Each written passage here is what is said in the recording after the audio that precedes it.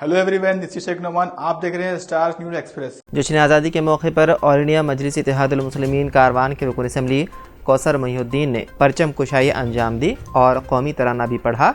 इस मौके पर AIMIM पार्टी के कॉरपोरेटर मोहम्मद नसीरुद्दीन, स्वामी यादव, वजीउज़्ज़मा, हारून फरहान, बदरुद्दीन और दूसरों ने शिरकत की। इस मौके पर MLA कारवान कौसर मोहिउद्दीन के हमरा AIMIM प्राइमरी यूनिट के सदर और सरगर्म कारकुनान भी मौजूद थे।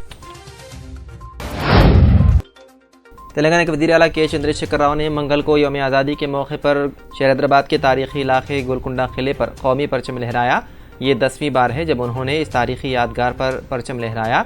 परचम कुशाई के बाद उन्होंने तेलंगाना के अवाम से खिताब भी किया। KCR ने तकरीब से खिताब करते हुए रियासत के सरकारी मुलाजिमीन को खुशखबरी सुनाई।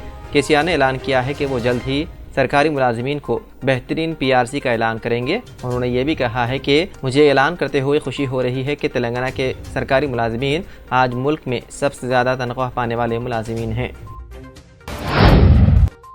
सदर कुल हिंद मजलिस इत्तेहादुल मुस्लिमीन बैरिस्टर असदुद्दीन ओवैसी ने मुल्क की आज़ादी की तकरीब के मौके पर मंगल के रोज़ हैदराबाद के पुराने शहर में कौमी परचम लहराया। हर साल की तरह इस साल भी बैरिस्टर ओवैसी ने तारीखी चार मीनार के करीब मदीना सर्कल पर तिरंगा लहराया। इस मौके पर मुकामी ताजिरीन और मजलिस के कायदीन व कारकुनों की कसीर तादाद मौजूद थी, जिनमें पत्थरघट्टी डिवीज़न के corporator Sohail Qadri, Mohammadia cap market के मालिक मोहम्मद इलियास बुखारी व दीगर मौजूद थे। वायएसआर तेलंगाना पार्टी की सरबराह वायस शर्मिला ने कहा है कि अंग्रेज़ों और वज़ीर आला KCR में कोई बड़ा फ़र्क नहीं है। शर्मिला ने अपने पार्टी के दफ्तर लोटस पाउंड में कौमी परचम की नकाब कुशाई के मौके पर खिताब करते हुए ये तबसरा किया। उन्होंने कहा कि रियासत तेलंगाना में ख़वातीन का कोई एहतराम नहीं है। उन्होंने कहा कि रियासत में वाइन, बेल्ट शॉप्स और पब्स की तादाद में दिन ब दिन इजाफा हो रहा है। उन्होंने इल्ज़ाम लगाया है कि वज़ीर आला KCR ने 38,000 एकड़ सरकारी अराज़ी फ़रोख्त कर दी है।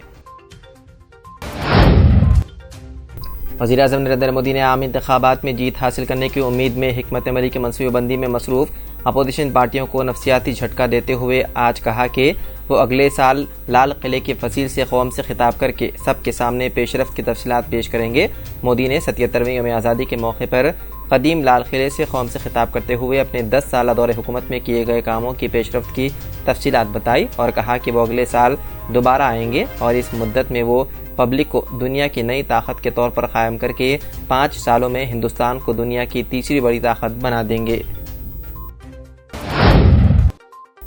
कांग्रेस सदर मल्लिकार्जुन खड़गे ने मोदी हुकूमत पर आमिराना अंदाज में काम करने का इल्ज़ाम लगाते हुए कहा कि जमहूरियत और आइन मुल्क की रूह हैं, इसलिए यौम आज़ादी पर सबको कौमी एकजहती, सालिमियत, मोहब्बत, भाईचारा, हम आहंगी, जमहूरियत और आइन की आज़ादी को बरकरार रखने का अज़्म करना है।